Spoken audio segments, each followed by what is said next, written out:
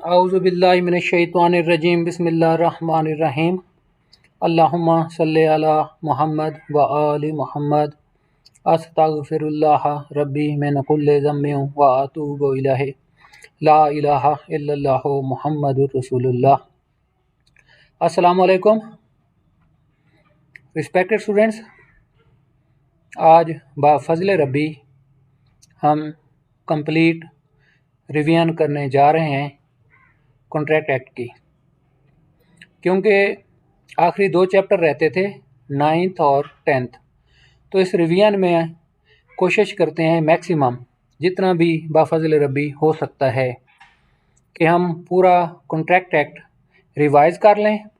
Revision में जैसे आप लोगों को पहले बताया हुआ है कि कोशिश करेंगे शार्टली और जो मेन चीज़ें हैं उनका सिर्फ तज़किरा करेंगे और बाकी आप लोग अपनी स्टडीज़ जारी रखें। और मेरी तरफ से आजिज़ाना इस्तदा ये है कि अक्सर औक़ात आप लोग ट्रैवलिंग में होते हैं, जैसे आजकल ये फॉर्म सबमिशन का तरीक़ाकार चल रहा है या कहीं और आना जाना पड़ता है, तो आज इंटरनेट और मोबाइल एंड्रॉयड की फैसिलिटी सबके पास है। तो आप लोग कोशिश करें कि अगर हो सके आते जाते हुए ड्यूरिंग द जर्नी ये लेक्चर्स वगैरह सुन लिया करें। इससे ना आप लोगों का कंसेप्ट क्लियर हो जाएगा सब्जेक्ट से मुतल्लिका सारा। तो अब हम आते हैं कॉन्ट्रैक्ट एक्ट की तरफ। और एक चीज़ आप लोगों को याद कराता जाऊं कि जो पिछले 2-3 साल में सिविल जज के एग्ज़ाम में कॉन्ट्रैक्ट एक्ट से मुतल्लिका सवालात आए थे, उनको भी हम इंशाल्लाह ताला डिस्कस करते हैं। और दूसरा, आप लोगों को टाइमिंग इसकी टेस्ट की और शेड्यूल वो मैं इंशाल्लाह ताला आप लोगों को व्हाट्सएप ग्रुप पे शेयर कर देता हूँ। अब ये आप लोग ना जहन में रखें, इसके टोटल चैप्टर हैं 10 चैप्टर्स हैं कॉन्ट्रैक्ट एक्ट के, लेकिन चैप्टर 7 ख़त्म हो चुका है। वो अलहदा एक कानून बन चुका है सेल ऑफ गुड्स एक्ट का, वो अब नो मोर पार्ट नहीं है कॉन्ट्रैक्ट एक्ट का। अब इसका जो चैप्टर 1 है communication acceptance and revocation of proposal. Proposal का पहले बता चुका हूँ, ऑफ़र किसे कहते हैं कि एक शख्स दूसरे शख्स के साथ कोई लीगल ट्रांजैक्शन करना चाहता है, उसको वो अपनी रज़ामंदी ज़ाहिर करता है। ट्रांजैक्शन की नेचर कुछ भी हो सकती है, कोई काम करना या ना करना, जिसमें आप अफर्मेटिव कॉन्ट्रैक्ट भी कह सकते हैं और नेगेटिव एग्रीमेंट भी इसमें शामिल हो सकता है। अब जो शख्स प्रपोज़ल कर रहा है, प्रपोज़ कर रहा है, ऑफ़र कर रहा है, अब उसका मेजर होना लाजमी है, कॉम्पिटेंट होना चाहिए, साउंड माइंड होना चाहिए, फ्री कंसेंट के साथ एग्रीमेंट करे और ऑब्जेक्ट होना चाहिए उसका लॉफुल, कंसिडरेशन होनी चाहिए और वो पाकिस्तानी कानून के मुताबिक रोका ना गया हो किसी भी वजह से, मतलब उसका वाइड एग्रीमेंट नहीं होना चाहिए। ये हो गई ऑफ़र। अब इसको कम्युनिकेट कैसे करते हैं, तरीक़ाकार कि आप लोगों ने कम्युनिकेट किस तरीके से करना है जो बंदा कॉन्ट्रैक्ट कर रहा है। अब जो ऑफ़र कर रहा है उसे हम प्रोमाइज़र कहते हैं और जिस साइड पे एक्सेप्टेंस हो रही होती है उसे प्रोमाइज़ी कहते हैं, प्रोमाइज़र और प्रोमाइज़ी। अब इसका कम्युनिकेशन और एक्सेप्टेंस का क्या तरीक़ाकार है, रीज़नेबल तरीके से बताना चाहिए। अक्सर जो हमारे यहाँ रूटीन में होते हैं जनरली रिटर्न एग्रीमेंट्स वगैरह होते हैं और बाज़ औक़ात ये डिस्पैच कर देते हैं। अगर इंटरनेशनल लेवल पे कोई कॉन्ट्रैक्ट वगैरह साइन हो रहे हैं तो थ्रू पोस्टल सर्विस जो भी है पार्टीज़ अवेल कर लेती हैं। एक्सेप्टेंस भी इसकी क्लियर होनी चाहिए, वाज़े, और कम्युनिकेशन भी वाज़े होनी चाहिए। अब रेवोकेशन क्या है, इसकी मनसूखी, प्रपोज़ल की भी और एक्सेप्टेंस की भी। टर्म्स एंड कंडीशंस जो बिटवीन द पार्टीज़ सेटल हो गई हैं, या अगर कोई पार्टी अपनी ऑफ़र को रेवोकेट करना चाहती है तो वो रीज़नेबल टाइम में प्रोमाइज़ी को नोटिस दे के कर सकते हैं, अगर हालात व वाक़यात इस तरह के हों और वो एग्रीमेंट अभी मुकम्मल ना हुआ हो। कम्युनिकेशन का तरीक़ाकार बताया गया है, रेवोकेशन किस तरीके से की जाती है आप लोगों को सारा बता दिया गया है। अब ये चैप्टर हमारा 1 है, ये बल्कि इससे पहले हैं डेफिनेशंस वगैरह। डेफिनेशन पोर्शन को इसमें शामिल नहीं किया गया। अब ये देखें ना, इसकी ये जो डेफिनेशन दी गई है, इसमें इसकी है प्रपोज़ल की, ऑफ़र किस तरीके से की जाती है। और दूसरे नंबर पे जो बी है, इसमें प्रॉमिस की डेफिनेशन दी गई है कि जब ऑफ़र एक्सेप्ट की जाती है तो वो प्रॉमिस बन जाता है। अब सिंपल बात है ना, एक बंदा अपनी तजावीज़ देता है दूसरे को, एक इंटेंशन बताता है कि जी मैं ये करना चाहता हूँ, आपकी क्या राय है, लीगल ट्रांजैक्शन। अगर वो मंजूर कर लेते हैं तो ये प्रॉमिस बन जाता है। अब ये प्रोमेजी का आप लोगों को पहले बता दिया ये क्या होता है। उसके बाद डी पे आप आ जाएं। अब इसमें ना डी में ज़रा गौर से थोड़ा सा देख लीजिएगा। इसकी पहले मेन हम कंसिडरेशन पे आ जाते हैं। अब ये देखें ना, कंसिडरेशन क्या है, बदल। Desire of the promisor or promisee of any other person has done or abstained from doing. अब देखें ना, एक बंदा दूसरे को ऑफ़र कर रहा है तो साफ ज़र इसमें बेनिफिट तो होगा ना, लेकिन जनरली क्योंकि हम लॉ ऑफ कॉन्ट्रैक्ट को डिस्कस कर रहे हैं, भाई इसमें प्रॉफिट क्या हो रहा है, फ़ायदा क्या हो रहा है।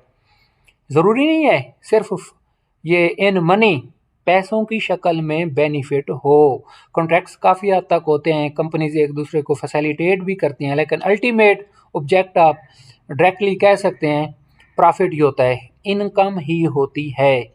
ये बदल जनरली अमूमन पैसे की शक्ल में होता है। कहते हैं कि जी आप हमें देंगे क्या अगर हम आपकी ये ऑफ़र एक्सेप्ट कर लें।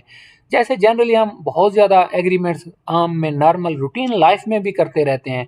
कोई फ्रेंचाइज से मोबाइल वगैरह लेते हैं, अगर कीमती है तो उस पर भी सिग्नेचर की ज़रूरत पड़ जाते हैं, या सिम वगैरह लेते हैं, या और भी काफ़ी सारी इसकी अशकाल हो सकती हैं, फार्म्स वगैरह। अब ये एग्रीमेंट कब बनती है ऑफ़र, और जब एक्सेप्टेंस वगैरह हो जाए। अब एवरी प्रॉमिस या सेट ऑफ प्रॉमिसेस, जब ये कंसिडरेशन एक दूसरे के लिए बन जाएं तो वो एग्रीमेंट कहलाता है। उसके बाद एफ पर आ जाएं। Promises which form the consideration are part of the consideration for each other. Reciprocal, बाहमी। अब इसका क्या है, दोनों फ्रीकैन एक दूसरे को मफादात दे रहे हैं। टर्म्स एंड कंडीशंस कुछ ऐसी हैं जिसमें दोनों एक दूसरे के बाउंड डाउन हो रहे हैं। उन हालात में रेसिप्रोकल प्रॉमिसेस जनरली हो जाते हैं, इनको हम कॉन्ट्रैक्ट भी कहते हैं। अब एग्रीमेंट क्या है, an agreement not enforceable by law, ये वाइड हो गया। एक ऐसा एग्रीमेंट जो एनफोर्सेबल बाई लॉ नहीं है। फ़र्ज़ किया जैसे कानून ने रोका हुआ है, मिसाल दे रहे हैं, कोई ये इसमें ड्रग्स वगैरह का कोई बिज़नेस अगर करना चाहते हैं फ्री कैन आपस में, तो वो नहीं कर सकते। वजह क्या है कि ये ड्रग हीरोइन हो गई, चर्स हो गई, ये कानूनन रोका हुआ है गवर्नमेंट ऑफ पाकिस्तान ने, इस वजह से ये वाइड हो गया। अब an agreement enforceable by law is a contract. अब एन एग्रीमेंट, ये आई पे आ जाए definition, which is enforceable by law at the option of one or more of the parties thereto, but not at the option of the other or others. ये voidable contract हो गया। Voidable contract कौन सा है, जो एक party की option पर एनफोर्सेबल हो। एक पार्टी कोई भी हो सकती है, ज़रूरी नहीं है कि इसमें प्रोमाइज़र हो या प्रोमाइजी हो, कोई भी पार्टी हो सकती है। अब ये शायद लास्ट डेफिनेशन है, j a contract which ceases to be enforceable by law becomes void when it ceases to be enforceable. अब कानूनन एक ये कॉन्ट्रैक्ट एनफोर्स नहीं हो सकता तो उसे हम वाइड कॉन्ट्रैक्ट कहते हैं। अब चैप्टर 1 में सब आप लोगों को बता चुके हैं। अब हम चैप्टर 2 की तरफ आते हैं। इनता ये अहम है चैप्टर कुछ इस तरह से कि इसकी ना जो एक एनालिसिस है, ऑर्गेनाइजेशन है कॉन्ट्रैक्ट की, वो हमें सही समझ आती है कि इसके लिए रेक्विजिट्स नेसेसरी क्या क्या हैं, क्या होना चाहिए तो ये कॉन्ट्रैक्ट हमारा लॉफुल बन सकता है। अगर कोई चीज़ मिसिंग है तो उसकी फिर क्या फॉर्म होगी। Contracts, voidable contracts and void agreements, ये इसमें जैसा कि चैप्टर के शुरू में दिया गया है, कॉन्ट्रैक्ट की आप लोगों को बता दी डेफिनेशन। अब वाइडेबल वही हैं जो eight the option of one of the parties, और वाइड एग्रीमेंट्स वो हैं जो अकॉर्डिंग टू लॉ वाइड हैं, ये किसी सूरत में भी एनफोर्स नहीं हो सकते। इसमें अब रेक्विजिट्स क्या हैं एक कॉन्ट्रैक्ट के लिए। अब देखें ये सेक्शन 10, ये बड़ा मशहूर माकूला है कानून का। What agreements are contracts. 11 को देखें, who are competent to contract. मशहूर माकूला ये है कि ऑल कॉन्ट्रैक्ट्स तो एग्रीमेंट्स हैं, लेकिन तमाम एग्रीमेंट्स कॉन्ट्रैक्ट्स नहीं हैं। इसमें एक फ़र्क समझ लें जो एक इंतहाई अहम फ़र्क है। कॉन्ट्रैक्ट उस वक्त मुकम्मल तकमील हो जाता है जब वो लीगली बाइंडिंग हो। उससे पहले जब उनमें कुछ चीज़ें रहती हों, एनफोर्सेबल बाई लॉ ना हो, तो वो एग्रीमेंट की कुछ ना कुछ नामुकम्मल शक्ल होती है। हम इखलाकन बाज़ औक़ात ये जो हमारी नॉर्मल रूटीन लाइफ है, इसमें काफ़ी लोगों से मामलात वगैरह तय भी करते रहते हैं, उनसे ट्रांजैक्शंस भी ज़बानी कलामी होती रहती हैं, लेकिन फ़ाइनल नहीं होती। जब तक फ़ाइनल नहीं हुई वो अभी कुछ और शक्ल है, जब फाइनलाइज हो गई हर चीज़ तो वो कॉन्ट्रैक्ट बन गया। अब इसकी रिक्वायरमेंट्स क्या हैं, जैसे बता रहा था अभी आप लोगों को कि साउंड माइंड होना चाहिए और फ्री कंसेंट होनी चाहिए। फ्री कंसेंट में जैसा कि क्वेश्चन है, क्वेश्चन का आप लोग सुन लें। क्वेश्चन है जबर, जो पाकिस्तान पिनल कोड में डिफ़ाइन किया गया है, एक pressure, use of force, mentally stress करके कानून ने जिसे रोका हुआ है। अगर आप किसी को मजबूर करके कोई कॉन्ट्रैक्ट करते हैं तो वो क्वेश्चन में आ जाता है। अब अनड्यू इन्फ्लुएंस क्या है। अनड्यू इन्फ्लुएंस कुछ ऐसा है कानून मुआहदा के मुताबिक कि कुछ पार्टीज़ के आपस में ऐसे रिलेशन होते हैं कि एक पार्टी सब्जेक्ट टू हो जाती है, मतलब मातहत हो जाती है। फेडुशरी रिलेशनशिप भी इसमें आ जाता है और ऑफिसर एम्प्लाई का सबॉर्डिनेट का रिलेशनशिप भी आ जाता है। जब एक शख्स एक ऐसी पोजीशन में हो कि वह दूसरे से गैर कानूनी मफाद हासिल कर सके। सिर्फ एक मिनट ज़रा इंतज़ार कीजिएगा।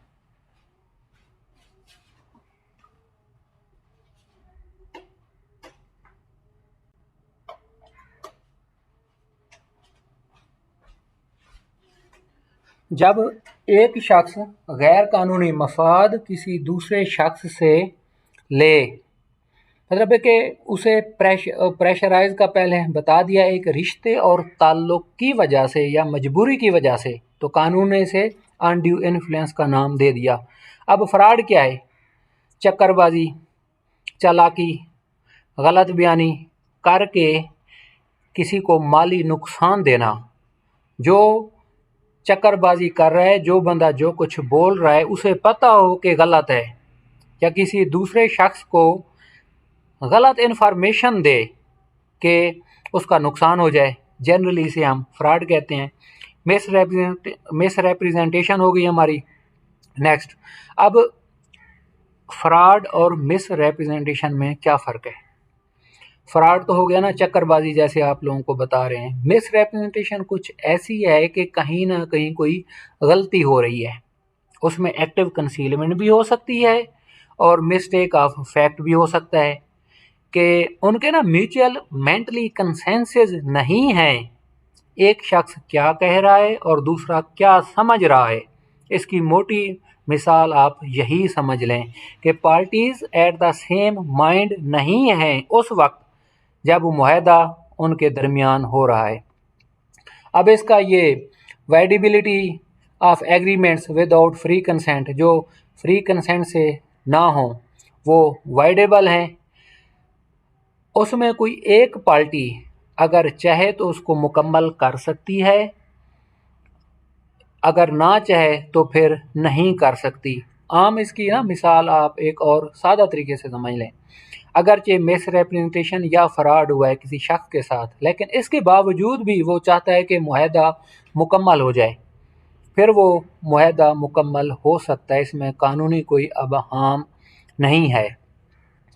अब ये इसमें मुख्तलिफ इसकी प्रोविजंस वगैरह दी गई हैं कि किन हालात में वाइडेबल है, किन हालात में वाइड है। इसमें मुख्तलिफ हकूक़ बयान किए गए हैं, मसलन किसी को शादी से नहीं रोका जा सकता एग्रीमेंट के ज़रिए। अगर इस तरह का एग्रीमेंट हो तो कानून की नज़र में वो बातिल है। और तिजारत के सिलसिले में भी किसी को नहीं रोका जा सकता। ये मुख्तलिफ़ दीगर मिसालें दी हुई हैं, आप लोग अच्छे तरीके से इनको देख लीजिएगा। अब हम नेक्स्ट आ जाते हैं कॉन्टिजेंट कॉन्ट्रैक्ट्स की तरफ। ये मैंने पेपर देखे हैं आप लोगों के लाहौर हाई कोर्ट के सिविल जज के साहब का, उसमें यह कॉन्टिजेंट कॉन्ट्रैक्ट्स का सवाल आया हुआ है। आप लोगों को पहले बताया था कॉन्टिजेंट कॉन्ट्रैक्ट्स क्या होते हैं। अब ये इस तरह के मुआहदात हैं जो कंडीशनल हैं। कंडीशनल कैसे कि अगर ये काम हो जाए या ये काम ना हो। इसकी एक सिंपल बहुत सादा आप लोगों को मिसाल दी थी स्टेट लाइफ वाली, जो इंश्योरेंस पॉलिसीज़ वगैरह होती है ना, उनके मुआहदात वगैरह कॉन्टिजेंट कॉन्ट्रैक्ट्स हम कह सकते हैं। या इसके अलावा भी कोई बिज़नेस की ऐसी सिचुएशन सूरत हाल होती है जिसमें फ्री कैन अगर कॉन्टिजेंट कॉन्ट्रैक्ट्स वगैरह करते हैं तो वो भी अकॉर्डिंग टू लॉ ये एनफोर्सेबल हैं, उनको एनफोर्स किया जा सकता है। उसके बाद हमारा चैप्टर 4 आ गया, of the performance of contracts. Contracts which must be performed. इसका आप लोग देख लें, जैसे हेडिंग से हमें सारा वाज़े और क्लियर हो रहा है। इसमें ऑब्लिगेशन ऑफ द पार्टीज़ हैं। क्या है ऑब्लिगेशन? जो कुछ लिखा हुआ है उसके मुताबिक पार्टीज़ ने अमल करना है। Date, time, place and mode of performing a contract. अगर कोई पार्टी इनकार करती है, उस तरीके से नहीं करती, तो दूसरा शख्स हकदार है, कानूनी वो हक रखता है कि वो लीगली इसको एनफोर्स करा सकता है। इसमें आप जितना भी देखेंगे मज़ीद आगे सेक्शंस में, इसी के गिर्द ये सारी चीज़ें घूम रही हैं। जैसे मैंने आप लोगों को टाइम वगैरह बता दिया इसका कि किस तरीके से कैसे करना है। इसमें आप मैं मिसाल दे रहा हूँ, सेक्शन 57 में जैसे रेसिप्रोकल प्रॉमिस दिया गया है कि आपस में एक दूसरे को बाउंड डाउन कर लेते हैं कि जी किस तरीके से किया जाए। और इसको ज़रा थोड़ा सा आप खोल लें, अक्सर ये आ जाते हैं केसेस आजकल के पंजाब के हमारे हालात में। ये हाउसिंग सोसाइटीज़ वगैरह बन रही हैं, टाउन प्लानर हैं हमारे पास, ये हाउसिंग सोसाइटियाँ बनाने वाले, अक्सर ये कंपनीज भी होती हैं। अब ये मिसाल दे रहे हैं 2 मुरब्बे 4 मुरब्बे रकबा है ज़मीन का, ये अब ख़रीद लेते हैं किसी पार्टी से। अब इन्वेस्टर बहुत बड़े होते हैं, करोड़ों अरबों रुपए की ट्रांजैक्शन होती है, इन्वेस्टमेंट होती है। ज़मीन भी एक बंदे की नहीं होती, काफ़ी लोग होते हैं उसमें। ये एग्रीमेंट्स, ये कॉन्ट्रैक्ट्स वगैरह बहुत वसी होते हैं, काफ़ी डिटेल्ड होते हैं। इनमें अक्सर जो रेसिप्रोकल का मैं आपको गुजारिश कर रहा हूँ, दोनों बाउंड डाउन होते हैं। मिसाल दे रहे हैं ना कैसे। अब ये जो कॉलोनीज़ वाले हैं, हाउसिंग सोसाइटीज़ वाले, ख़ासकर जो प्राइवेट सेक्टर है हमारा पाकिस्तान का, पंजाब का, अब ये उनको हिस्सादार भी बना लेते हैं जिन लोगों से ज़मीन ख़रीदी है। फिर मोड ऑफ पेमेंट कैसे होगा, कितने पैसे कब किस शख्स को मिलेंगे, उस पर फिर टर्म्स एंड कंडीशंस हो जाती हैं कि जी अगर इतनी डेवलपमेंट हो गई, इतनी इन्वेस्टमेंट हो गई, तो फिर आप इतने प्लाट बेच सकते हैं और इतनी आप पेमेंट्स वगैरह पार्टीज़ को करेंगे। इस तरह के ना कॉम्प्लिकेटेड काफ़ी इश्यूज़ इसमें आ जाते हैं। अब ये एप्रोप्रिएशन ऑफ पेमेंट्स वगैरह को ये डील करता है। एप्रोप्रिएशन का उर्दू में मफहूम है तखसीस, अदायगी की तखसीस, के एक शख्स ने दूसरे के पैसे देने हैं। अब जिस शख्स ने पैसे देने हैं वो उसके वापस कर देता है, या इनकी ट्रांजैक्शंस ज़्यादा हैं, पैसे देने वाला शख्स बताता नहीं है कि ये किस मद में कौन सा कर्जा दिया गया है, उसके कर्जा जात अगर ज़्यादा हैं, तो इसमें फिर कानून कहता है कि जो अप्रोप्रिएट होगा ना with the passage of time, circumstances जो कहेंगे वो रकम उसकी एडजस्ट हो जाएगी, इसमें किसी को लॉस ना हो। ये है हमारा कानूनी तकाजा। अब ये चैप्टर 5 की तरफ में आ जाते हैं। पहले आप लोगों को बताया था एक अनसाउंड माइंड है शख्स, अपना दिफा ये नहीं कर सकता रोज़गार के सिलसिले में, खाने पीने की बिलखसूस जो उसकी ज़रूरी चीज़ें हैं ना, जो उसकी आम रूटीन लाइफ में चीज़ों की ज़रूरतें हैं, वो शख्स खुद पूरा नहीं कर सकता। अगर कोई दीगर शख्स उसकी ज़रूरियात पूरा करता है तो दीगर शख्स को कानूनन ये हक दिया गया है कि उसने जिसकी ज़रूरियात पूरी की थीं उसकी जायदाद से हिस्सा ले सकता है, उससे कल को वो क्लेम कर सकता है। इसमें और भी इसमें कुछ चीज़ें आ गई हैं कि अगर एक इंसान ने दूसरे के बेनिफिट के लिए कुछ किया हो और वो बेनिफिट मुफ्त में ना हो, कानून जिसको तस्लीम करता हो, तो वो शख्स भी जिसने खिदमात सर अंजाम दी हैं वो कर सकता है। फाइंडर ऑफ गुड्स वाला ना ये काफ़ी अहम सवाल है, इंटरव्यू में बाज़ औक़ात कभी कभार पूछ लेते हैं, इसको भी ज़रा आप लोग देख लीजिएगा, पहले तसल्ली से बता चुका हूँ। अब ये जो कॉन्सिक्वेंसेज हैं of breach of the contract के इसके नतायज वगैरह क्या निकलेंगे अगर मुआहदे की खिलाफ वर्जी हो जाती है। इस पर एक मोटा सा असूल समझ लें, टर्म्स एंड कंडीशंस होती हैं, पार्टीज़ ने बड़े डिटेल से बताया होता है हर चीज़ कि जी किस तरीके से ये इसकी कंप्लेंस होगी। अगर कोई पार्टी कंप्लेंस में ये नाकाम हो जाती है तो फिर इसका तरीक़ाकार क्या होगा। जनरली ये डैमेजेस होते हैं, कंपनसेशन होती है, अमाउंट की वापसी होती है, इस तरह के उनमें टर्म्स एंड कंडीशंस सेटल वगैरह हो जाती हैं। ये हमारा चैप्टर 6 है और चैप्टर 5 आप लोगों को बता चुके हैं।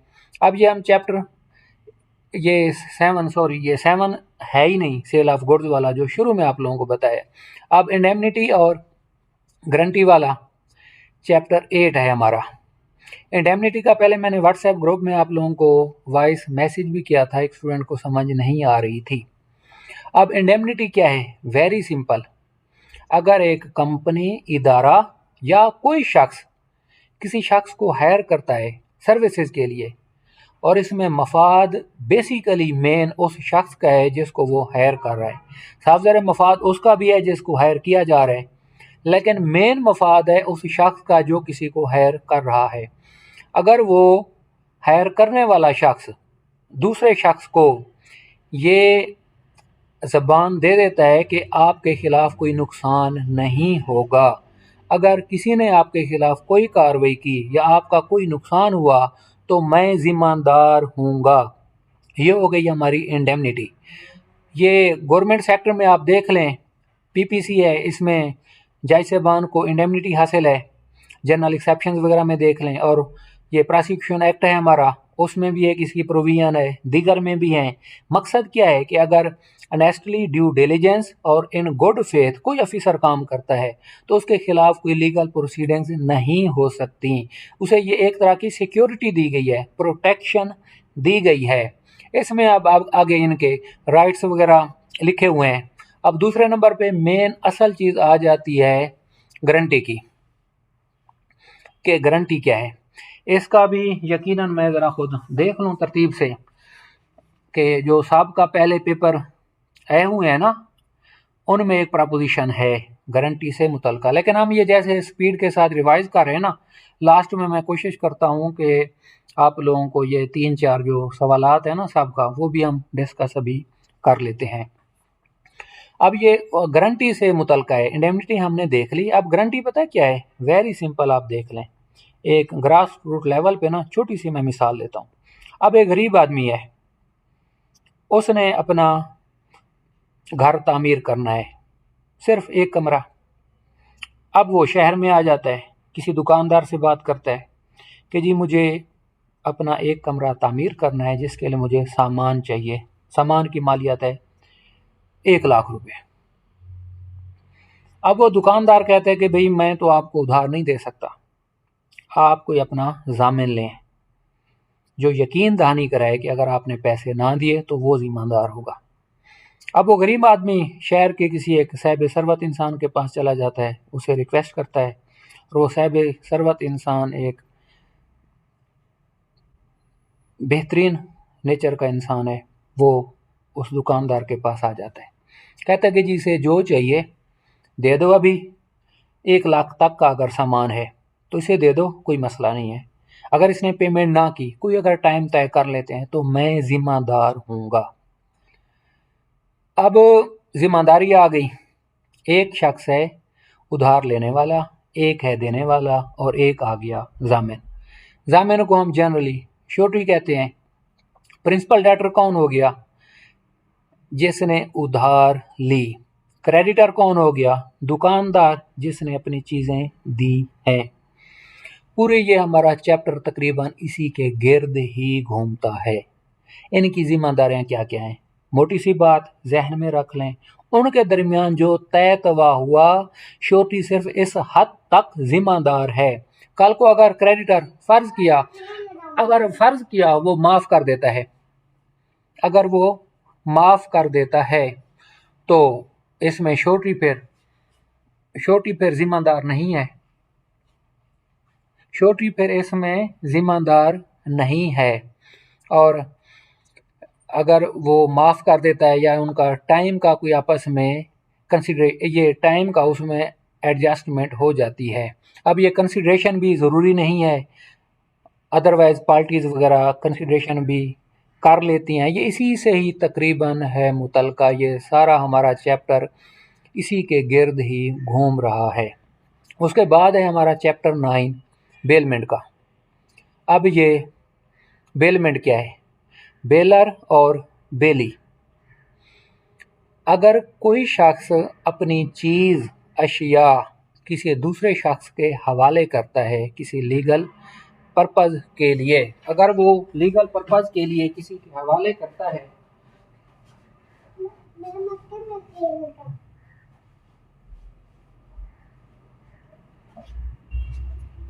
Sorry for interruption.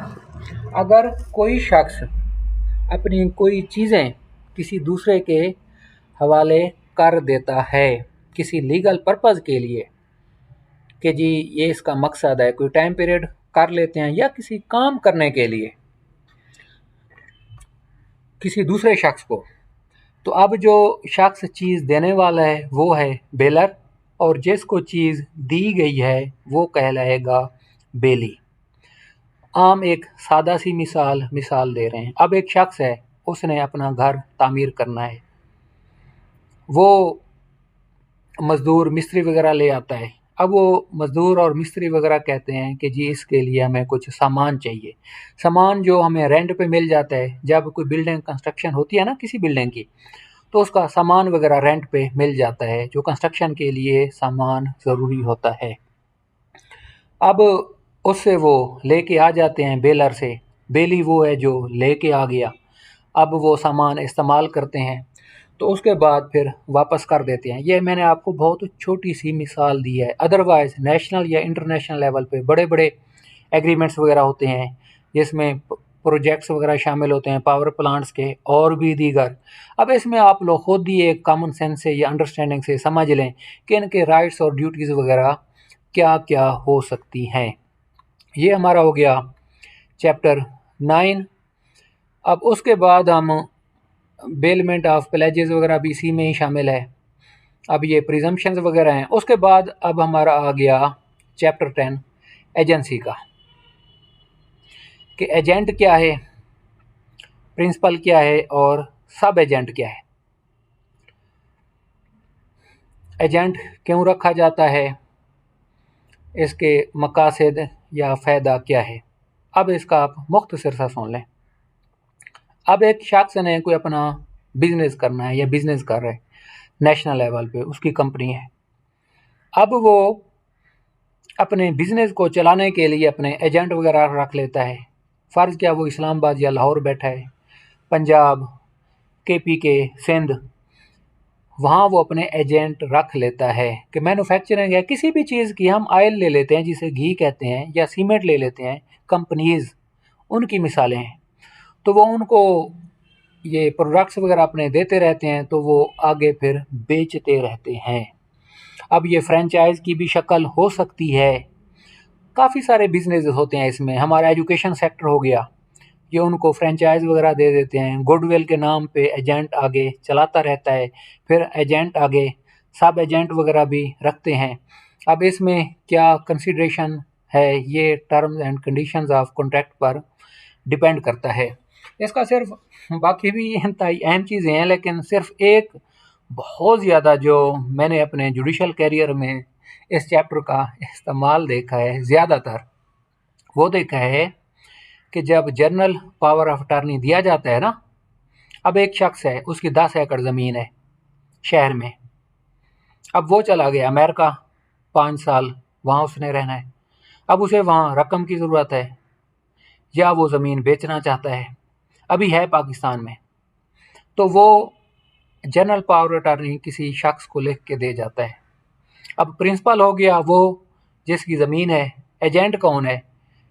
जिसको जनरल पावर ऑफ अटॉर्नी दे के जा रहा है। जनरल पावर ऑफ अटॉर्नी में वो अख्तियार उसे दे देते हैं कि ज़मीन बेच भी सकता है और रेंट पे भी दे सकता है। अक्सर हमारे यहाँ इश्यूज़ ये आते हैं लीगल कि वो जो एजेंट होता है वो अपने बेटा बेटी या किसी रिश्तेदारों के नाम कर देता है ज़मीन, तो फिर वो बाद में हमारे पास ये सिविल सूट्स वगैरह आ जाते हैं कि जी वो अथराइज्ड नहीं था। ये तकरीबन पूरा चैप्टर हो गया, सेक्शन 200, 201, 202 इसी से ही ज़्यादा डील करते हैं। इनकी ज़िम्मेदारियाँ क्या हैं? एजेंट ने अपनी लिमिट से एक्सीड नहीं करना। हाँ, अगर एजेंट का कोई पर्सनल इंटरेस्ट आ गया है, उसने कोई रकम खर्च कर दी है उस ज़मीन पर, या उसने प्रिंसिपल को रकम दे दी है, तो फिर उसकी नेचर वगैरह चेंज हो जाती है। ये तकरीबन सारा इसी पर चल रहा है। अब ये ना मैं आपको बहुत छोटी-छोटी मिसालें दी हैं, लेकिन इसकी जो डायमेंशंस है ना, वो बहुत आगे जाती हैं। बहुत कॉम्प्लिकेटेड अगर मिसालें देता तो आप लोग वहीं ही रुक जाते, क्योंकि ये आप लोगों को शुरू में ही बताया था। सिर्फ़ ये आप लोगों का एक टाइम पास ही समझ लें कि कभी अगर सफ़र वगैरह करते हुए या अगर फ़ौरन रिवीजन करनी है, तो इसको आप सुन लें कि शायद ये आप लोगों को फ़ायदा दे जाए। अब हम अल्हम्दुलिल्लाह आते हैं अपने लास्ट पोर्शन पर। जैसे मैंने आप लोगों को बताया था कि साहब का जो सवालात हैं, एक तैराना बर्ड आई व्यू डाला है साहब का पेपर्स पर। अब क्या है, अब देखें लॉ ऑफ कॉन्ट्रैक्ट में ना 2 दफ़ा किसी ना किसी हवाले से एग्जामिनर ने सवाल पूछा है जो हमारा माइनर है ना, उसके राइट्स के बारे में, कि जी उसकी उम्र तो अभी 18 साल है ही नहीं, लेकिन 18 साल से पहले नौजवान तबका कोई कारोबार करना चाहता है तो वो लीगल कॉन्ट्रैक्ट अभी नहीं कर सकता। तो इसके आप बताएं क्या होना चाहिए, क्या कानून की तरमीम होनी चाहिए? इस तरह का ना घूमता हुआ सवाल है। अब ये सवाल हाई कोर्ट के पेपर में बैंक गारंटी वाला आया हुआ है। कैसे? मिसाल सुन लें, ये बल्कि हकीकत है, पेपर जो प्रपोजिशन है ये उसमें उसमें ये पूछा गया था कि एक नौजवान है जी, पढ़ा लिखा समझदार, वो कारोबार करना चाहता है, पैसा नहीं है, शादी हाल बनाना चाहता है लाहौर में, बैंक से बात करता है। बैंक कहता है जी अगर आप हमें गारंटी दे दें तो हम आपको पैसा दे देते हैं। अब वो बैंक वाले बंदे को वो नौजवान अपनी माँ के पास लेके आ गया गांव में। उसका नौजवान का बाप फौत हो चुका होता है, उसकी माँ की मेंटल कंडीशन ठीक नहीं होती, सुनने समझने से वो मुनासिब वाकिफ़ नहीं हैं। तो वो बैंक वाला और वो नौजवान मिल के कहते हैं कि ये कारोबार शुरू कर है, कारोबार बड़ा बेहतरीन होगा, इसमें बड़ा नफ़ा है, तो कुछ भी नहीं होगा, कोई इसमें मसले मसाइल नहीं होंगे, बस आप साइन कर दें। वो बूढ़ी बूढ़ी औरत साइन कर देती है। अब ये हाई कोर्ट के पेपर में यही पूछा गया है कि इसकी वैलिडिटी क्या है इस कॉन्ट्रैक्ट की। क्या इसमें मिस रिप्रेजेंटेशन ऑफ फैक्ट है या अनड्यू इन्फ्लुएंस आ रहा है या क्या हो रहा है? जवाब आएगा यस, लीगली ये कॉन्ट्रैक्ट नहीं है। इसका ये आपने लिखना है। उसके बाद जैसे आप लोगों को बताया कॉन्टीजेंट कॉन्ट्रैक्ट का भी हम थोड़ा सा देख चुके हैं कि इसका भी साहब का पहले सवाल आया हुआ है, और ये सवाल भी आया कि यंग्स पीपल के प्रॉब्लम्स वगैरह हैं, उनके बारे में आपकी क्या राय है। और दूसरा मिस रिप्रेजेंटेशन के बारे में आया हुआ है कि अगर कॉन्ट्रैक्ट के दौरान एक पार्टी की तरफ से साइलेंस है, मेयर साइलेंस, तो उस कॉन्ट्रैक्ट की लीगल वैलिडिटी क्या है? इसका गौर से सुन लें। नेचर ऑफ कॉन्ट्रैक्ट पर है, जहाँ एक असूल होता है मुश्तरी होशियार बाश, कि जो ख़रीदने वाला है ना वो मोहतात हो जाए।